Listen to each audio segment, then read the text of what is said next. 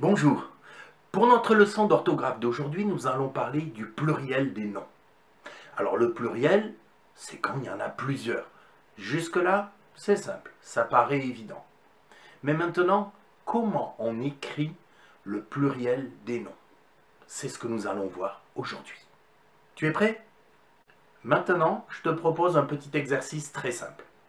J'écris ici quelques noms communs. Tu remarques qu'ils sont tous au singulier. Il n'y a qu'une maison, qu'un avion, qu'une voiture. Et maintenant, je te propose de les écrire au pluriel. Et ça donnerait quoi? Des maisons, des avions, des voitures. D'accord.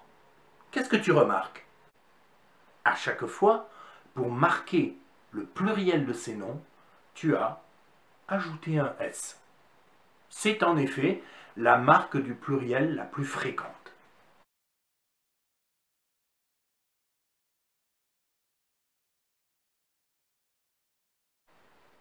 Maintenant, je te propose un autre exercice. J'écris d'autres noms au singulier.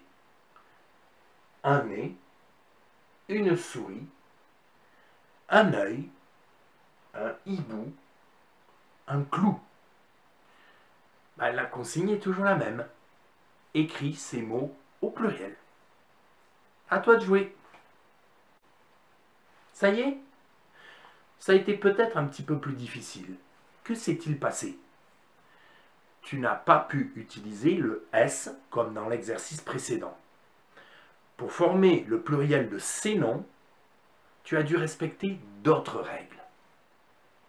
Tous les mots qui se terminent déjà au singulier par un S, un Z ou un X, comme le prix par exemple, cela, que s'est-il passé? Il reste écrit de la même façon au pluriel.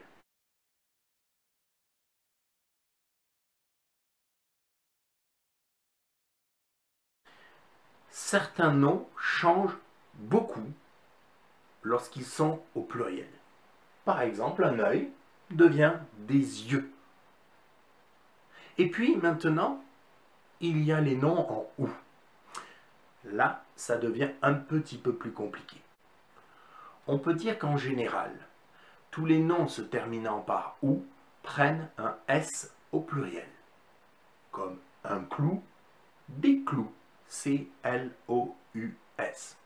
Mais il y a des exceptions. Ces exceptions, elles sont au nombre de 7. Il n'y a que 7 noms en OU qui ne prennent pas un S au pluriel, mais un X. Et tu en as un ici, c'est hibou.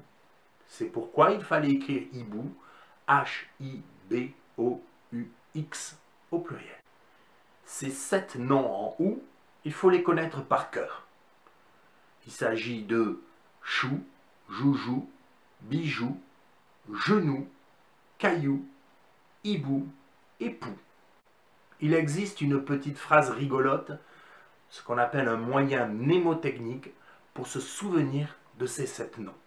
Cette phrase, c'est « Venez, mes choux, mes joujoux, mes bijoux, sur mes genoux, et lancez des cailloux à ces vilains éboues pleins de poux. » Essaye peut-être de l'apprendre par cœur, ça te permettra de te souvenir de cette règle-là.